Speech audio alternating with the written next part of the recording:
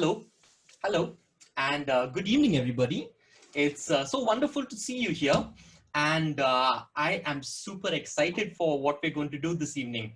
We are going to have some conversations, and if you see right next to me, there is the lovely Miss Susan Mathew. And Susan, ma'am, are you excited for this evening? Oh, yes, of course. Yeah, and I saw you take a little sip of something. What type of coffee are you having?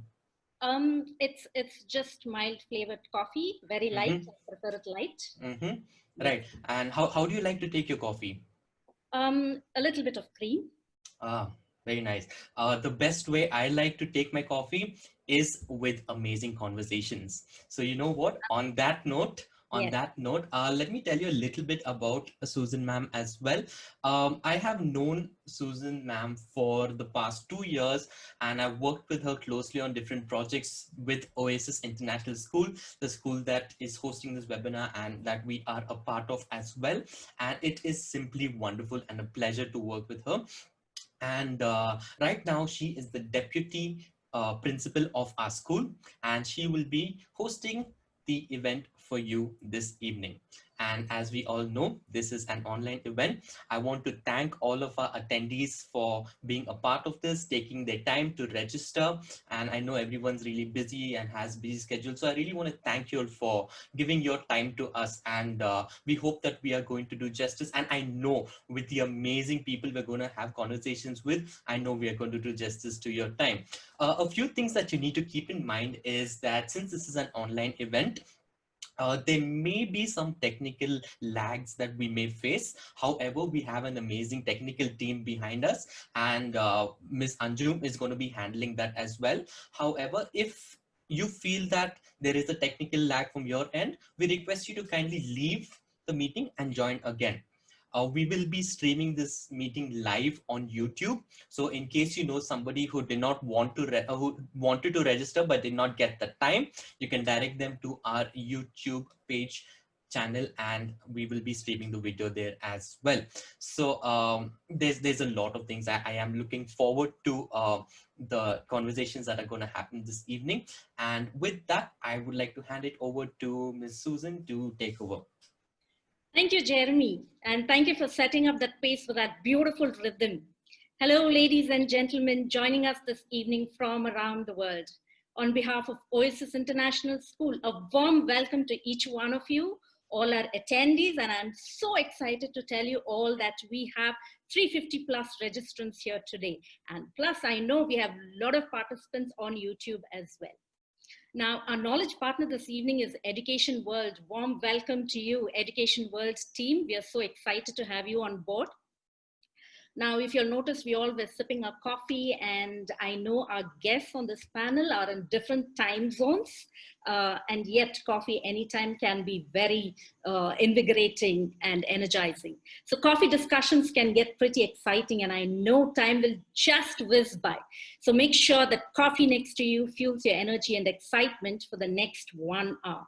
And Bangalore weather is quite pleasant this evening, so make sure that you have that cup of coffee next to you. All right, this evening we're going to talk about the most important yet least discussed soft skills. Now, I'm sure you all have heard about it. So soft skill development is very often underestimated, not given its due importance, because of which some of us may think that, that only leaders of top management companies would require soft skills. Some may not even have heard about its relevance to classroom teaching. I'm sure now you'll get it why we wanted educators on board to talk about soft skills, to understand what soft skills are. Well, the truth is, in order to succeed, soft skills are as important as hard skills. Now, before we actually get on to the discussion, I really would like to talk about my school, the school that I work for, Oasis International School. It's a non-for-profit organization and led by visionaries who always brought refreshing and much needed changes in the field of education, way ahead of every milestone marked by the education system. You know, we were one of the few schools to offer eclectic curriculum. We introduced flipped classrooms. We brought in elite educators from the US to help us out with the flipped classrooms. Then we did integrated teaching and then service learning program, which is also a highlight of our school. We are also one of the oldest schools who offer the IGCSE curriculum in Bangalore. And today we are the first school, I'm so happy to inform this, we are the first school in South India with an ISO 21001 2018 certification. And we are the most sought after PDQ center in Bangalore, and now the forerunner for implementing soft skills into our CPD. Now, if any of you here who attended our last webinar, which was all about the new education policy, we have already set us, ourselves on that path to meet the required standards. And we would like to stay one step ahead like we always do by opening this platform to talk about the importance of soft skills and how schools can train their faculty to reach the benchmark stated by the NEP. Now, this discussion is going to get pretty exciting as we have some lovely ladies, achievers in their profession, talking about soft skills. So let me go on to introduce to a very dynamic community of educators from across the world who are on this platform with me to discuss the importance of soft skills, what they mean to the success of a teacher, the difference it brings to the classroom to nurture 21st century equipped individuals, and most importantly, how we can train teachers to develop soft skills. So I want to introduce my guests quickly, so if I could have them on board. So let me begin with Ms. Sallyann Della Casa. Hi, Sally. How are Founder you? and Chief, fine, thank you, doing well. Founder and Chief Identity Hacker at GLEAC. Sallyann is a dynamo with 5 degrees who has transformed the lives of thousands with her leadership training. Sallyann is one of 4% of women globally as a sole inventor with a patent on measuring soft skill. Welcome, Sallyann. I can see excitement written all over you. Thanks for joining us this evening. I'm sure it's the topic that's close to your heart. Thank you. Next, we have with us Kyla Mitsunaga from South Korea. Kyla is the Forbes Coaches Council at Forbes. She has won the Teacher of the Year award at Harvard and runs a company with Warriors. And we're going to hear more about this and where she works with highly driven and high-powered female business executives and female entrepreneurs. I like this term, female entrepreneurs, because Oasis is driven by dynamic women there who are looking to manage their personal growth now. She's an official member of Forbes Coaching Council. Welcome, Kyla. So happy to have you here. I'm sure the discussion is going to keep you awake for some time tonight. Okay, from US, we have Tonya Brown. Tonya, hi. Tonya is a marketing educator and has served in education for over 25 years as a teacher, counselor, technology media specialty administrator, consultant, parent and teacher trainer. Currently, she is a middle school teacher who teaches marketing at Savannah, Chatham County Public School, USA. She's also involved in socio-emotional learning efforts. She holds 4 degrees and is now pursuing a PhD in communications from Liberty University. Welcome, Tonya. So happy to have you on board this evening. Joining us from Finland is Elina Paatsila. Hi. Head teacher trainer at Positive Learning Limited. Elina secured a Master of Arts at the University of Helsinki, is a PhD student at the University of Jyväskylä and a solution-focused coach. She was an English and French teacher for 16 years and is currently the head of teacher trainer at Positive. Her areas of expertise include positive pedagogy, positive psychology, and socio-emotional learning, SEL skills. Welcome, Elina. So let's begin. What we do understand that soft skills can be harder to develop and more difficult to evaluate and measure with accuracy, but I don't think so. So we are going to bust some myths and some ideas that we all have about soft skill, the pre-notion. So I invite Sallyann to tell us why soft skills in the 21st century workplace matter, especially in the education field, and how they can be developed and assessed. Over to you, Sallyann. Perfect. Thank you so very much. So I'm going to take just a couple of minutes to explain the architecture of a job role and then tell you how soft skills matter. So can someone share, please, the video, or would you like me to share it myself on soft skills? Susan, would you like me to do it, or would you like someone else? Sure. You can go ahead and share the video. Okay, perfect. Start share. Can you see my screen, everyone? Yes, I do. Okay. Hi, I'm Sallyann, and I'm the founder of GLEAC. I want you to think about any exceptional person you've come across in life and at work. What makes them stand out? Is it their job title? Is it their Stanford degree? I'm pretty sure it's not those things. More than likely, you're going to tell me it's the way they made me feel. Or it's the way that they put together ideas and they're so creative, I don't know how it happens. These are all soft skills. This is what we obsess about at GLEAC. Soft skills matters. I'm going to stop the share. So, can you hear me, everyone? I can hear you. There's some background music. Okay, hold on. Let me remove that 1 second. I don't know why you're having that, but yes, let's go. Okay, so let's think about the most exceptional teachers that we all know as teachers ourselves. It's the ones who we will say that recognized talent in us. It's the ones that connected to us in a certain way. It's the ones that led us in a certain way. It's the ones who were so creative, they would bring to life material in the classroom that made sense, finally. These are all soft skills. So just as every job requires teaching technical abilities, you also require soft skills, and about 85% of job success comes from soft skills, even for teachers. So today we're going to focus on this particular area because as India's new education policy focuses on soft skills for students, as teachers, we cannot recognize or teach what we don't recognize or can see in ourselves.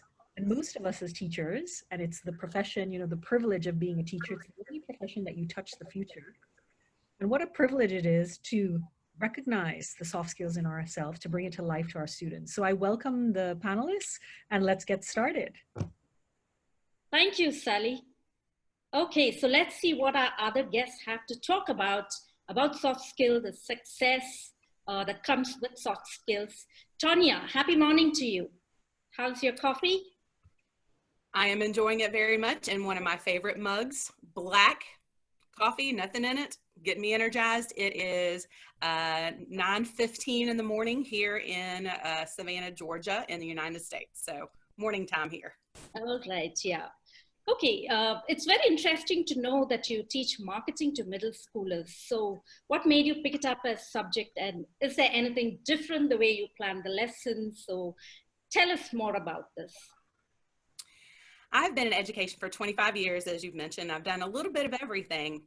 This is the first time I've been back in the classroom in many, many, many years. I've been in administration for a long time.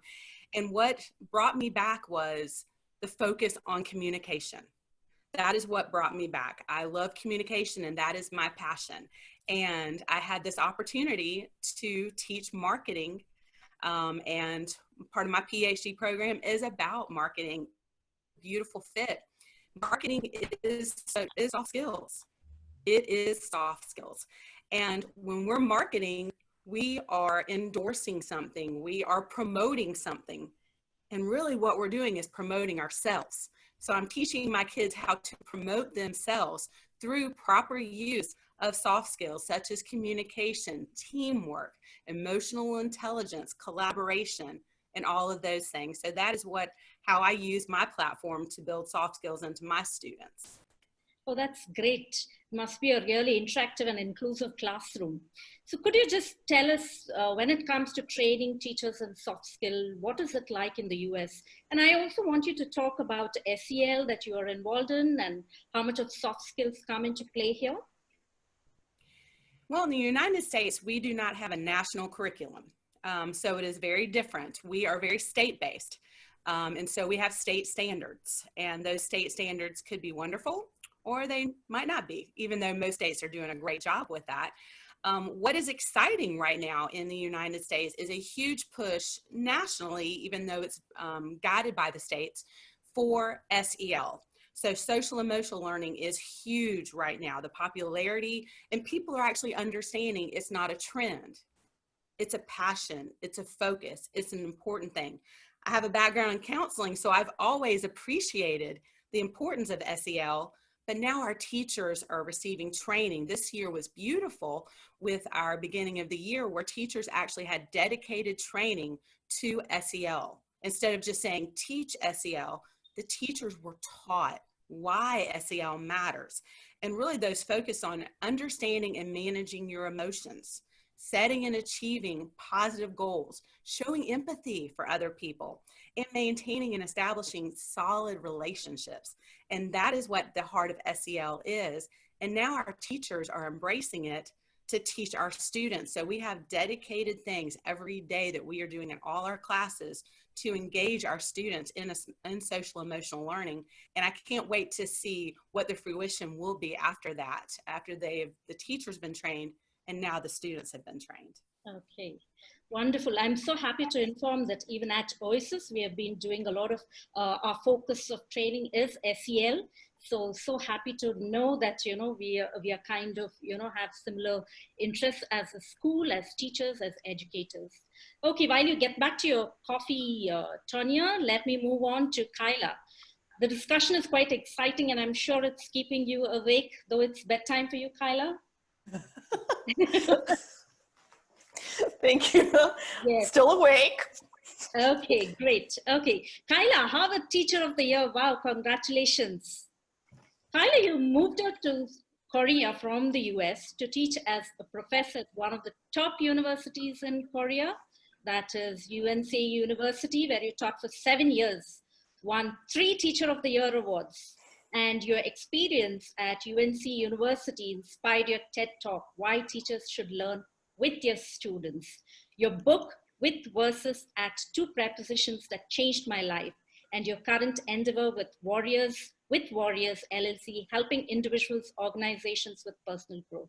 Now, can you talk more about your teaching and communication philosophy with the 2-way communication versus at 1-way communication, and how we can apply a more with communication, a very much needed soft skill now, both inside and outside the classroom? Yeah, thanks, Susan. Wonderful to be here with this amazing panel. And yeah, I wanted to do it in a with way. So just really quickly, with is like a 2-way communication and at is just a 1-way, right? So like just lecture style. So I invite everyone here to kind of like the question that Sallyann posed in her video. Think of an exceptional, we'll start with, think of an exceptional webinar that you attended. And ladies, would you say that it was with style or at style? With. Great. Susan, what about you? Yeah, with style. Okay, cool. And think of the most inspiring leader you've ever met. Would you say that they're Susan, would you say that their communication style was with style or at style? Okay. Yeah, I think with style, the communication. Yeah. What about you, Elina? Elina, you're on mute. Elina, you're on mute. You're on mute. Yeah, sorry, yes. Sometimes it has both, right? So you enjoy listening to an inspiring speaker, but there needs to be this side where you can communicate and share. Yeah, so. And Kyla, can I ask you a question? What do you mean by style? Oh, like their communication style. Okay. Yeah, great. Yeah, great question, Sallyann, thank you. And Elina, just to follow up on your, the fact that you said sometimes we need both, at and with, what would you say is a great percentage of with versus at? Wow, good question. Probably, well, if I'm thinking about a training or well, lecture or lesson, I would say that half and half at least. You would have to have like both reoccurring, like perhaps one after the other in turns. Yeah, Okay, but I am a type that I also enjoy listening to inspiring speakers and learning like that, but it needs to have this side also where you can share. What about for Great. students, guys? What if you were in front of a classroom and it was, you know, a student? What percentage do you think they wanted at them versus with them? Elina? That was going to be my next question. Great. Hold on, we're having coffee. I'm proud to be the You mean if I were a teacher I can talk about that in front of a classroom with kids? Yeah. I can address that to a certain extent because we actually have a model that we are to follow that is called at our school. It's called I do, we do, you do. Now, understand, I teach at a K-8, but this could translate to almost any age. So the I do is I'm introducing the concept for the day. So I'm starting out, and that's meant to be no more than 10 to 20 minutes max in an hour period. Okay, so just put that in perspective. No more, usually more on the lower side, more the 10 side. So that is the presentation of what the day is. Then the we do is the meat. So that's meant to be about 50% of what we do is all together. That's conversation, that's discussion, that's open-ended questions. That's a chance for the students to engage in what we're doing. And then the last part is you do, where the kids are actually working individually with obviously me watching over and providing instruction. So I think that's an interesting model when we think about that could really translate well to the concept of the, you know, talking at where you're presenting, but then the importance of that with where we are engaging together in community. Yeah. Thank you so much, Tonya. Yeah, I think that I love that model, and I love that there's, you know, like a really great mnemonic device to remember it, you know. And the reason I bring this up is, you know, I came up with this because when I first started teaching at Yonsei University here in Korea, I would sneak into the backs of these like large lecture halls and pretend to be a student and see how many students were actually paying attention to the lecture. And mostly they weren't. They were on like chat with their friends. And then I thought, oh, you know, this is probably just in Korea. So then, you know, I was out on the speaking circuit in Asia. Then I was like, oh, maybe this is just in Asia, like at these conferences that I'm speaking at. Then I was like, when, you know, Europe, US, same. And nobody's paying attention, right? So students or adults and so then I like kind of did some research and like, so what we can find out about this is, so there's this research done by this professor out of the University of Washington in 2014.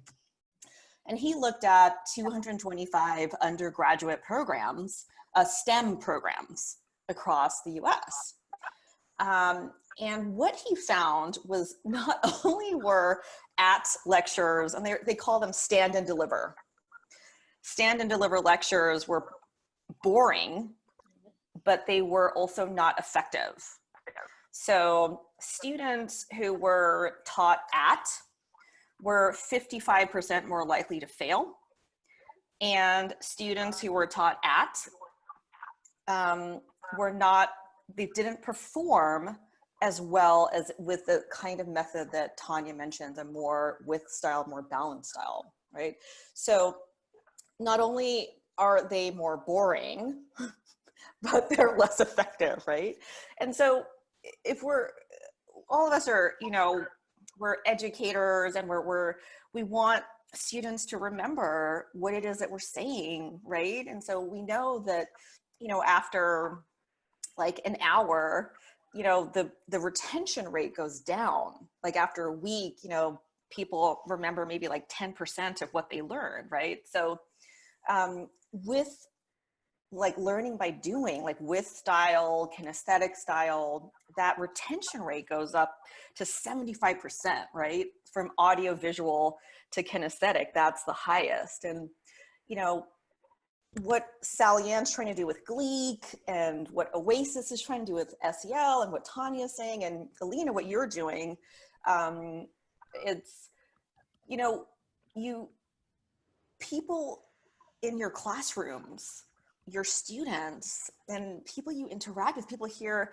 all of you amazing humans on this webinar, you, like an hour from now, you may be drinking your chai, or you may remember what you may not remember what we said, but you'll remember how we made you feel. And we can only accomplish that with the soft skills. Thank you so much for saying that, Kyla. I really, really appreciate, you're absolutely right. You're absolutely right. And your communication and your, Kyla, I always feel her.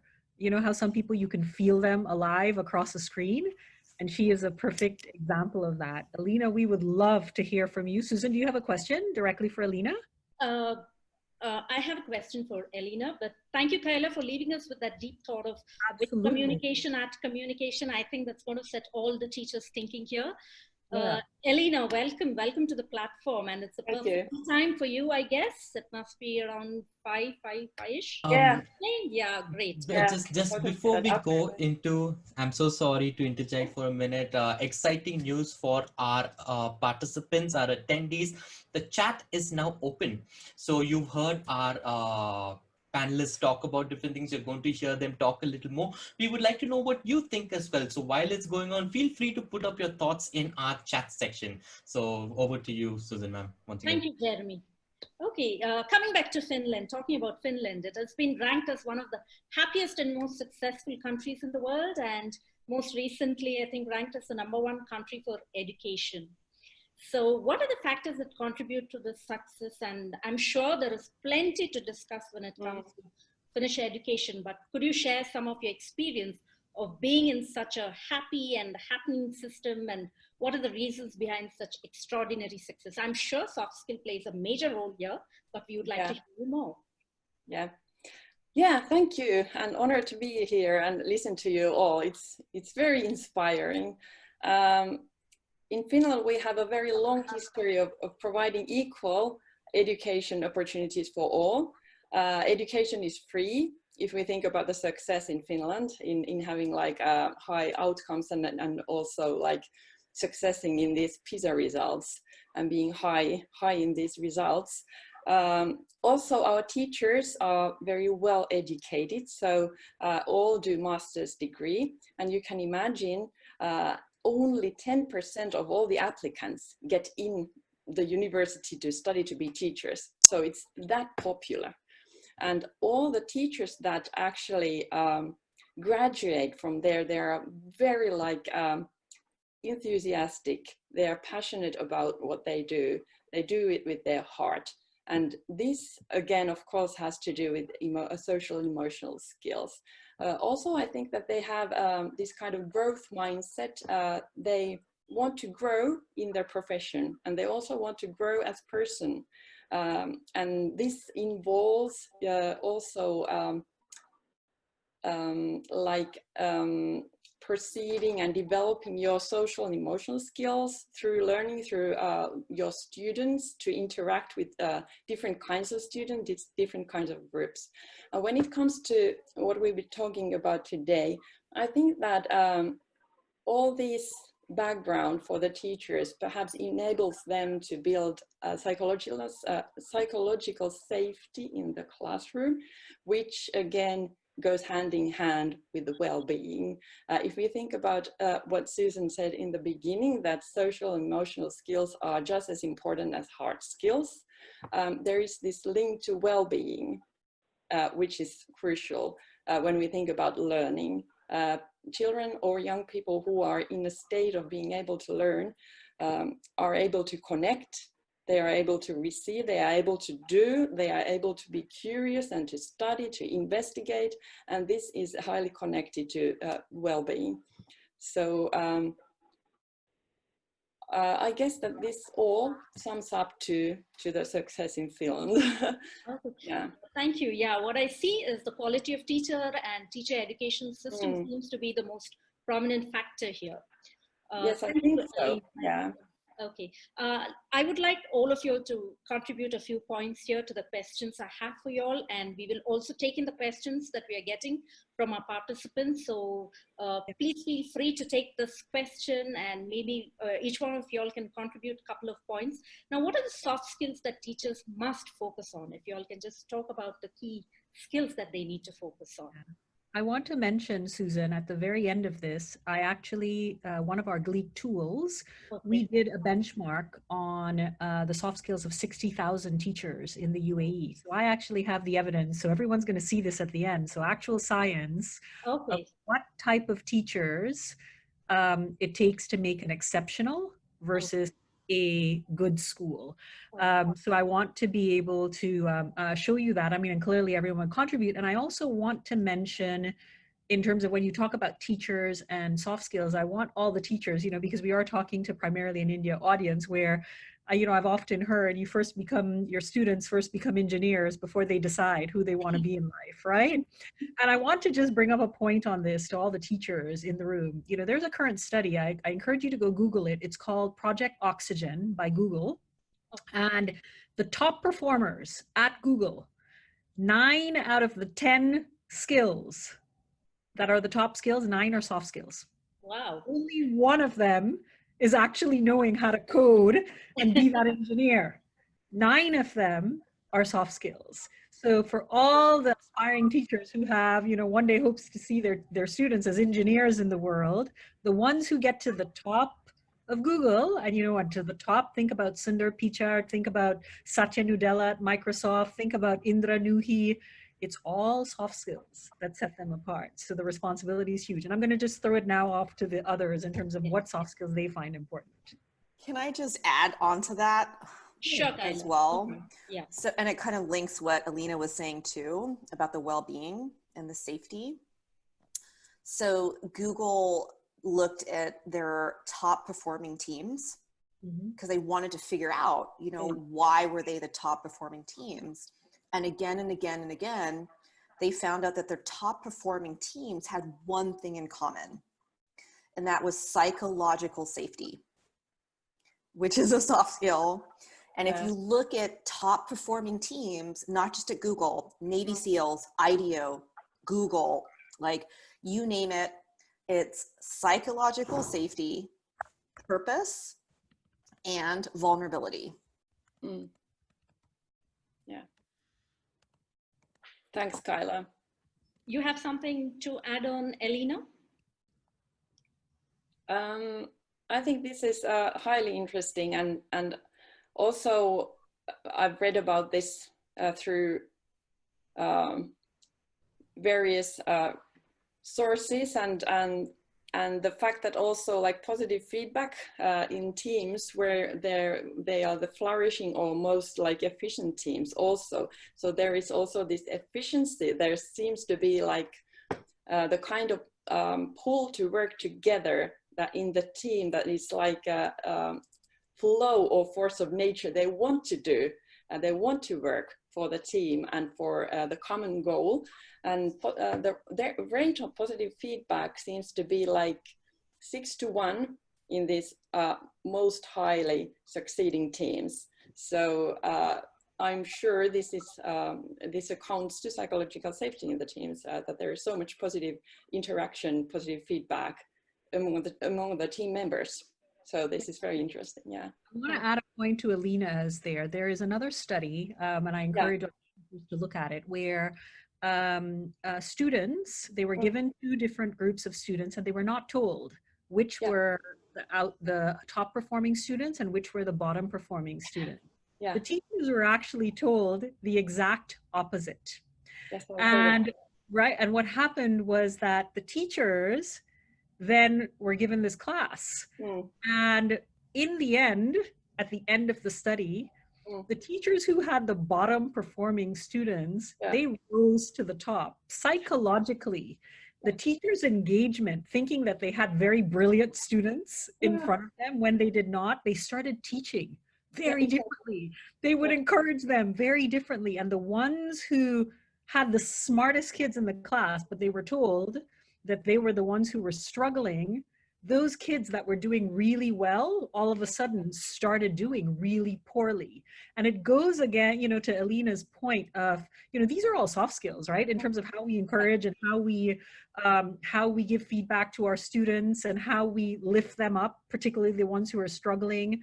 You know, all the biases we come to the table as teachers ourselves, right? We're all educators.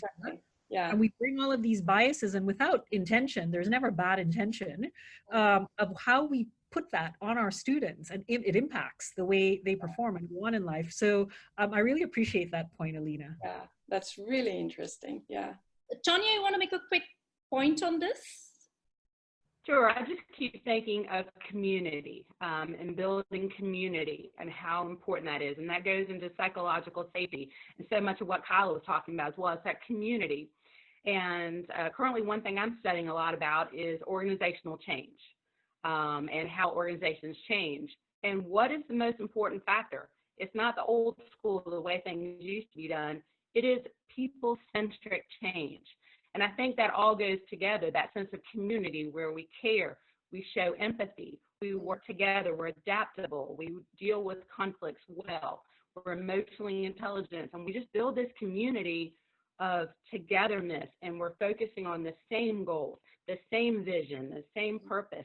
And that is what drives success, is when that is unified to say we're all in this together. As educators, what we want to do is do what's best for our students, whether we're training soft skills or teaching our academic skills, but that zone in to that community and that focus just makes all the difference.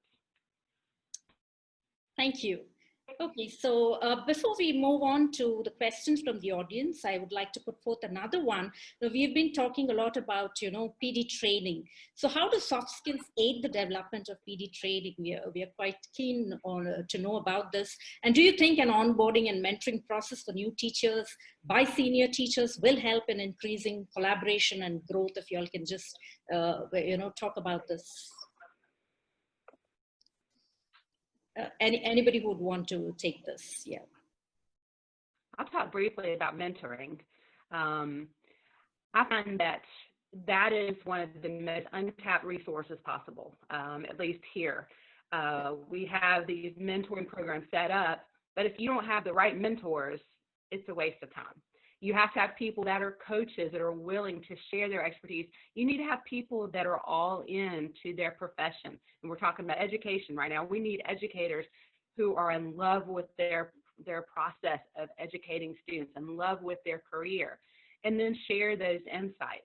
I find that what I've seen is mentoring programs kind of fall by the wayside as not important, even though that makes all the difference on onboarding these new teachers and getting them to understand the importance of what we do and that they matter in these kids' lives. And so I would love to see a dedicated focus. And I know your school is doing some amazing things. I'd love to hear what other people are doing with mentoring that is more successful, because unfortunately, in my experience, I haven't seen a lot of great mentoring programs that have been highly successful.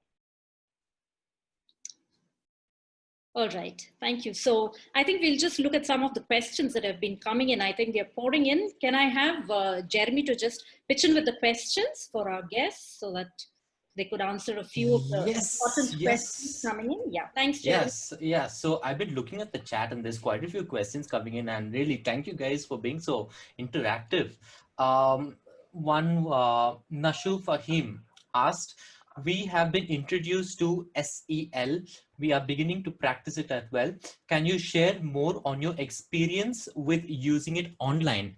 So who would like to take this, using SEL online? How do we tackle that? And go ahead with it. I can certainly talk about it briefly in terms of how we're doing it at GLEAC. So most of the time, you know, the first question comes up when you talk about online, you're like, well, how can you really teach soft skills online, right? You know, it's so impersonal. So one of the things that we do at GLEAC is not only do we put you in situations that you would find in the classroom in terms of practicing it, but we have this mentor feedback loop when after you answer, you get to see how other teachers and business people and professionals answer, because a lot of times, you know, that you want the feedback, right? You don't know if you dealt with something correct or not, particularly when it's a soft skill. There's no ABC answer. So in learning, you know, anything in the social and emotional space, it's like a habit. It's how you apply it given a particular situation, and to be wary of what your blind spots are and what your hidden areas are. So we've created within GLEAC, hopefully it feels like a classroom, and it feels like you're handling a particular situation you would encounter in your classroom, and also get feedback from your peers. So I really hope everyone here tries it, because you'll have feedback from Tonya, Kyla, myself, you know, and many other of our mentors, to kind of see how that feels. Any more Anyone questions, would Jeremy? like to add on to that as well? Anyone would like to? Okay, so Kyla, yes, yeah, sure. Oh, I was just going to say two things. One, I highly recommend taking the micro-learning, are they quizzes or micro-learning tasks on GLEAC? Yeah, micro practices. Yes. Micro practices. They're really challenging, but like challenging in a good way. And the second thing that I wanted to say is, you know, a lot of my programs that I run with my company, with Warriors, you know, we teach happiness, personal growth, you know, meditation, like those kinds of, like, ooh, can't go there, like can't do that online, you know. And it's been really cool and really neat to look at that as a creative challenge of how can we get really, really creative with this, and still, you know, utilizing, you know, as much with and a little bit of at, and seeing what participants are coming up with on Zoom. And what we've done is we've built out the curriculum with the participants. So week by week, we've built it out together, and that's been really cool to see. Right. That's very interesting. Nazam Ahmed asks, can you please explain a little bit about culture competence as a soft skill? Now, I know that Sallyann chatted a little bit about this as well, but for the benefit of everyone over here, could you tell us a little more about that too?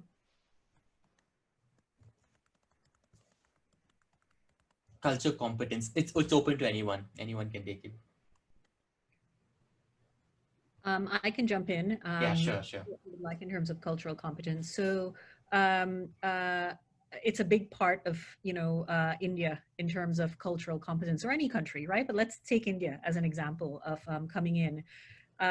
Cultural competence, if you're not self-aware of, as a teacher, of the barriers or the cultural things that are influencing you. In India, it could be things like caste. It could be things like, those are my F students and these are my A students. It could be, there's all kinds.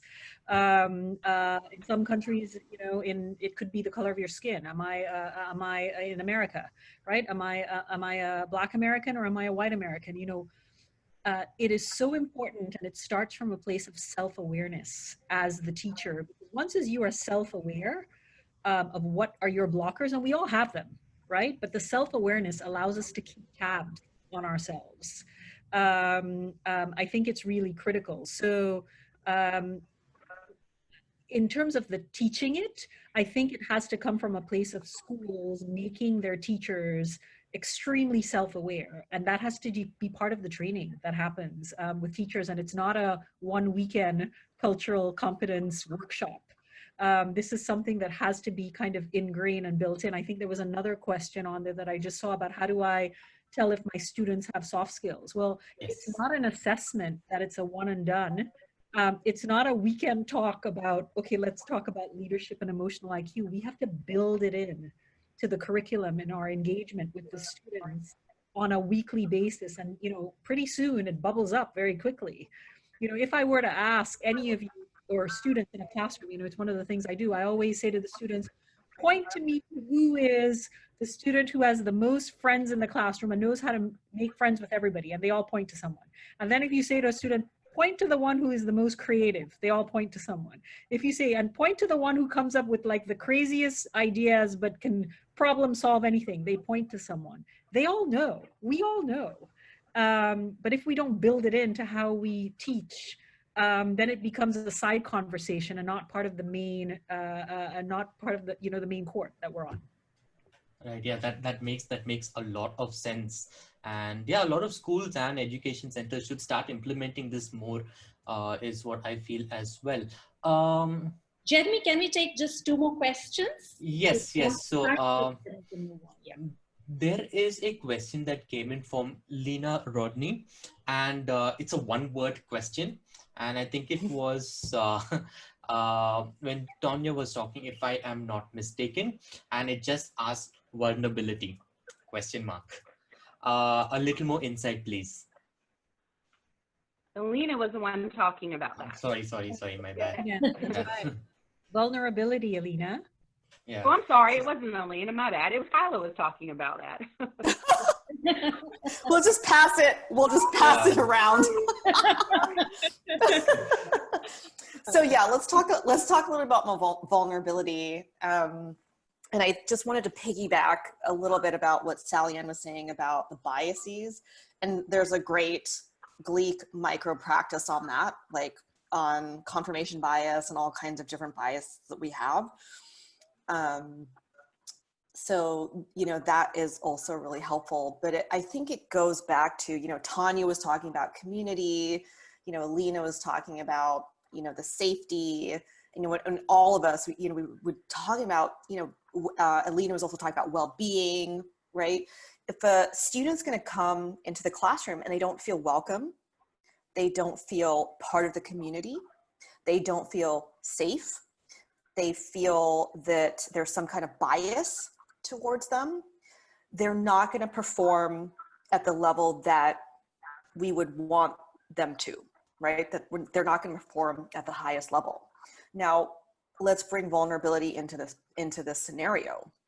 Well, what if I, as a student, I have failed at something. I've made a mistake, I've failed, and let's bring it all to like a Google team. Can you go to your manager and say, hey, I messed up big time. We're going to roll out that program, we're going to roll out that app next week, and we're just not there yet. That's the vulnerability piece. And if you don't feel psychologically safe to bring that to your manager or as a student, hey, you know, let's look at India, right? A student kills themselves every hour in India. The major reason for that is because of failure, right? So if a student can come to their teacher and say, I have this fear of failure, I'm really worried, and you can use your soft skills. You got the GLEAC training, you're good to go, you can address that. You can build that into your classroom, you can build that into your curriculum, you can build that into your conversations, and that student feels welcome, safe, part of the community, right? This is all preventable for those students. There's no reason that students should be doing that. I mean, and this is also the case in Korea, like the #1 killer of people in their 20s is suicide. And that's everything to do with the fear of failure. Okay. Guys, I'll actually mention, I'm gonna take that down to elementary. I think we have elementary teachers in here as well. What we do for that exact same thing Kyla was talking about is with our SEL program, we talk about oops moments, which might sound silly. Let me explain what I mean by that. We teach the littlest kids, the youngest ones, our 5-year-old babies, when they make a mistake, we teach them to say, oops, I made a mistake. And that we are not in their face fussing at them about the mistake.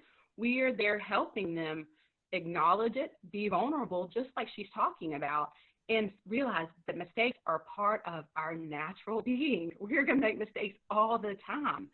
But so often our perfectionism And all of us probably here can understand what that's like and how it can be very crippling.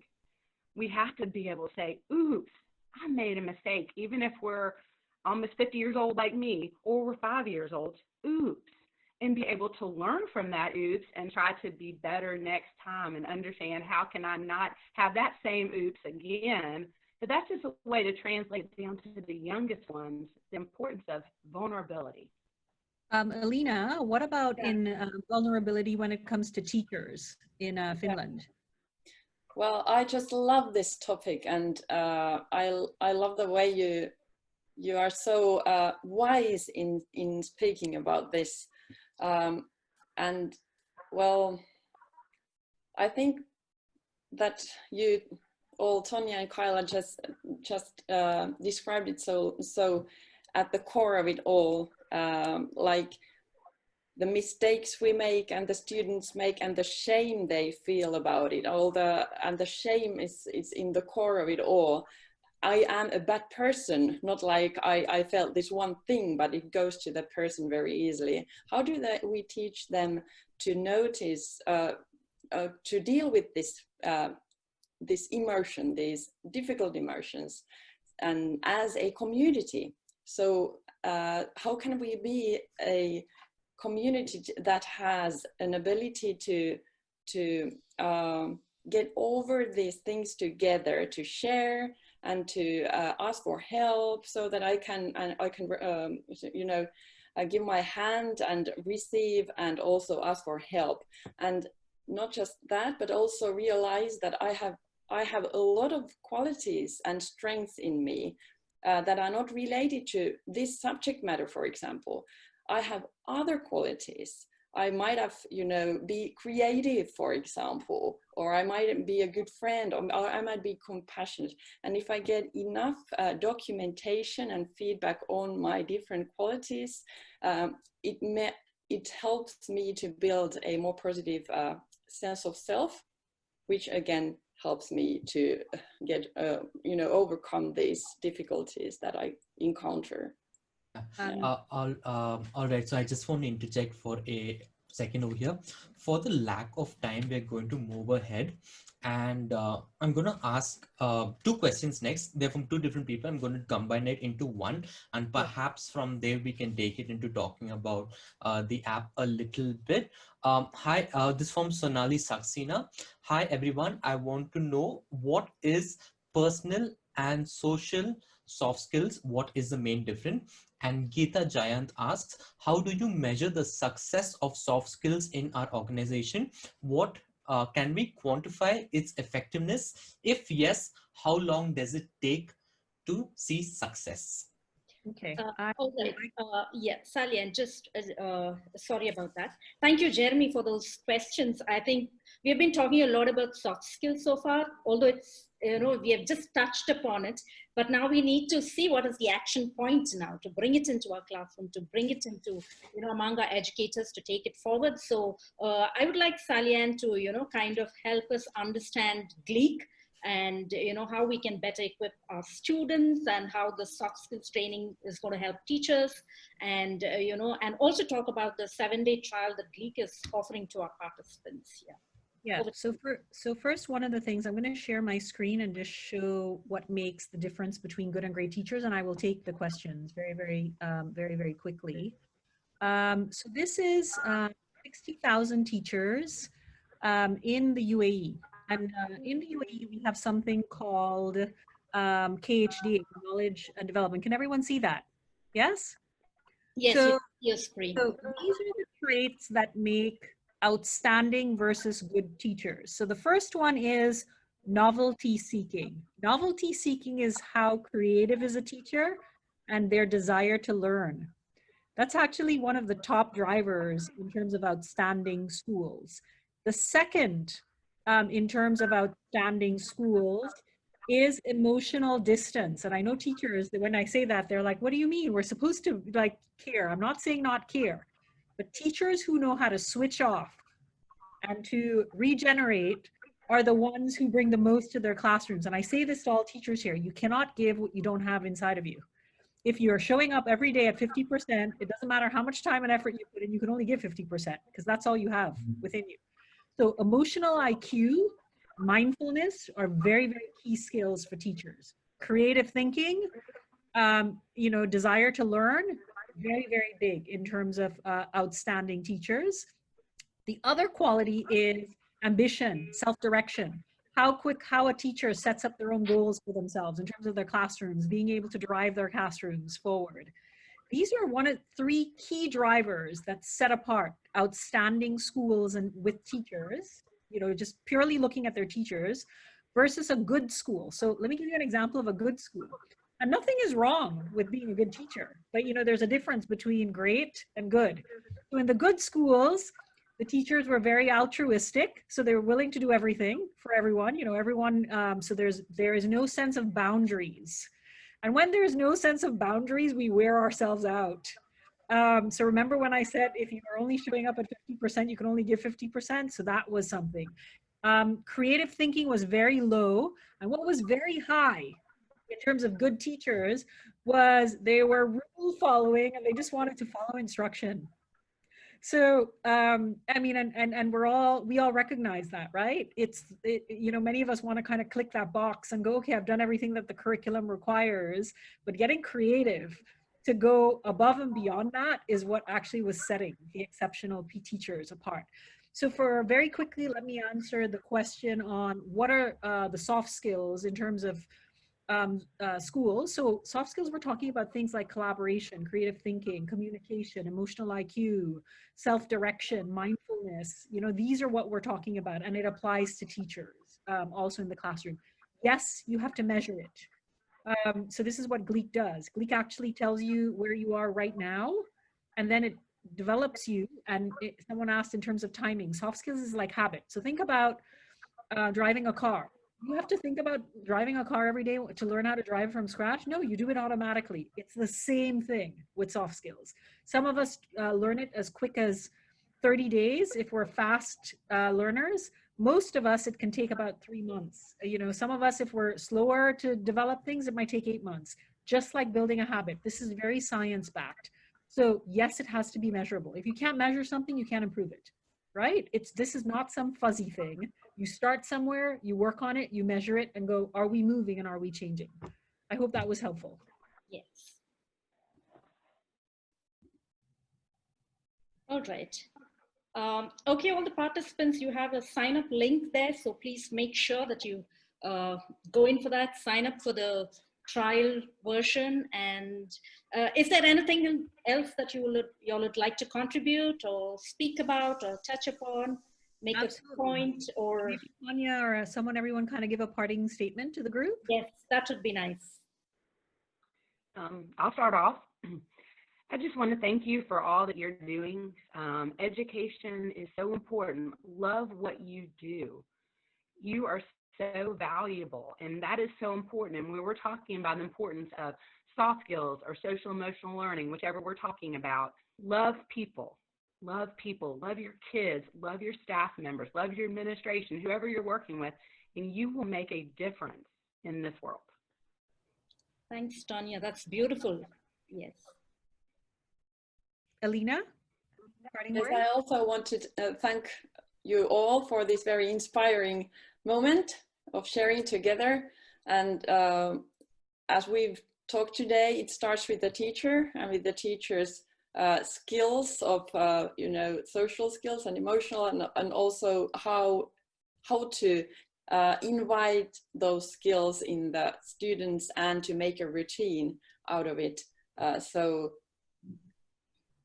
see the good in your students and in yourself, and I wish you all the best enjoying your beautiful profession.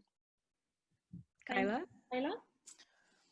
Yeah, I would say this is a quote that I like to take from my book, which is, be with yourself as much as possible. Only then can you truly be with others. And that just starts from within. So whether that's being vulnerable, Beautiful. or, you know, learning soft skills or sharing something that's difficult to share, I think being transparent is really, really powerful for students to realize that you as the teacher, you as the educator, you as this like helping to create our, you know, future generation of leaders, we are humans, we're not perfect. We make mistakes and we're vulnerable and nothing is perfect and it's okay. And the more we do that, the more we step into that, and the more we step into vulnerability and personal growth, the more the students will be inspired to do the same. So thank you so much for having me. And I would just like to add very quickly, the most vulnerable of us, and I take this from Brunn Brown, the most vulnerable of us generally are the most courageous in the room. And I think if we can all kind of take a mirror and look at ourselves and be able to say, you know, we have this unique opportunity to touch the future with our students and who they will become. And if we can raise a mirror up and go, how can I be the best version of myself? And we can help you on that journey. There's nothing better than that. So I hope we can do that with each and every one of you. Thank you so much for having us. Thank you. Those are beautiful thoughts. Ladies, it's been a great evening talking about soft skill, and what I understand is it's imperative that people of all ages identify what skills will empower them to adapt and succeed in whatever context the future brings. And thank you for those beautiful thoughts, for those informative thoughts. I appreciate and thank all our guests for taking time out to join us this evening. Thank you to all the registrants. I would also like to thank Education World for partnering with us in this special webinar. Request all the attendees to please sign up and complete the survey form where you can avail the free 7-day soft skills training with mentorship from the panel on GLEAC. Do watch out for our next webinar on 20th September, How Schools Learn, with Ronald Stones as keynote speaker, accompanied by some of the best educators. Thank you and happy weekend. Stay safe, stay happy. Bye. Bye. Bye. Elina and Kyla, oh, there's questions for you. Maybe you want to answer them in the Q&A section.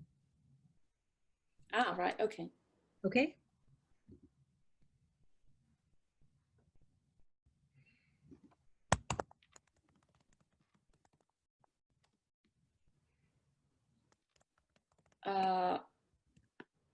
Yeah, sure. Sonali Saxena wants to know, what is personal and social soft skills? What is the main difference? I think we took that question, did we? Ah, okay, sorry. Yes, we took that question. How about, can you please explain a bit about cognitive empathy? There's another one. I can type. If you want, I can type. Yeah, sure.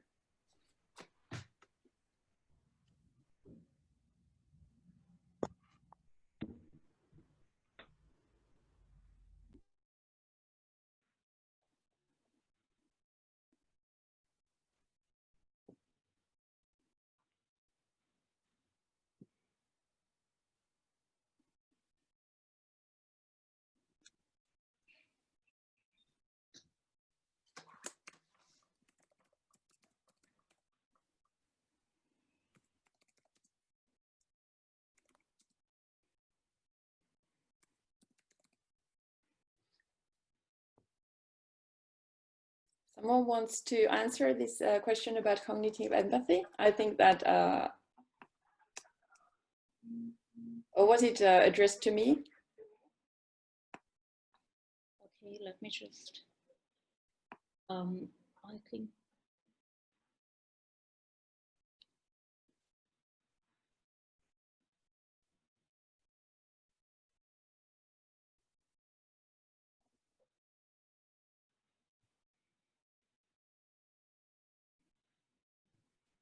I think there's one question for Elina. Yeah? What one element the Indian curriculum can learn from Finland? One of our participants has, yeah, put forth this question. Ah, okay. Sorry, I didn't notice that. Okay.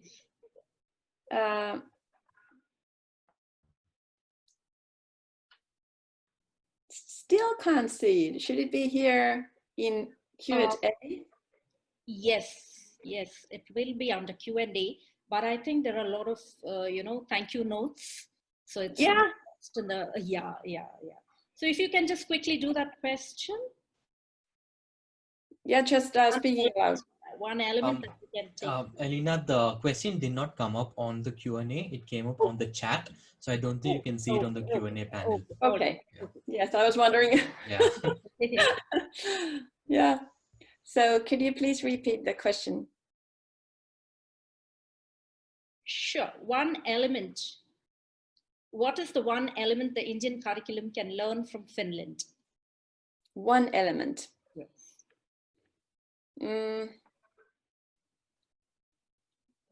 I'm sure there are many, so you'll have to. Yes, there are many. But when we think about, well, what we'll be talking about today, I think, and also what we saw just a minute ago in the craft that you showed us, having this teaching with as an ambition and as a passion and making it meaningful for you. And I think that it is a two-way street. When you commit to something, you commit to your students, for example, or your profession, it becomes meaningful for you through your commitment, the time and your energy you commit on this task and on the students, the more meaningful it becomes to you through the successes and also the hard work that you do together, and the amount of yourself that you give and with your heart that you give to the students. And this also comes, of course, to what we've been talking about today. So yeah, I think that's probably the most important thing. Yeah. And yeah, so I think we have come to the end of it. So time to say bye, and Jeremy will just take a few seconds to talk about our next webinar. Over to you, Jeremy, it's all yours. Thank you so much. Wow, I learned a lot from this talk, and it was wonderful listening into what everybody had to say. And we're looking forward to have a lot more discussions and webinars like this. Our next webinar is going to be in a week's time, and let me just share this for you. So this is what our next webinar is, and we are looking at teachers trainings. So do you know what the new education policy, it lays much emphasis on staff development for schools, improvement and change in management. So we'll be having a lot of prominent people on this webinar as well. So it would be nice if you could join this too. And I want to thank you for being a part of this discussion. It was a lot of fun, and thank you to Education World for partnering with us, and thank you to GLEAC. And if you notice, there were a few times during the discussion that a link was shared in the chat, but there were a lot of messages coming in the chat. So let me just share it once again for the benefit of those who haven't yet. So I just shared a link in the chat. You can click on that and register and avail a 7-day trial.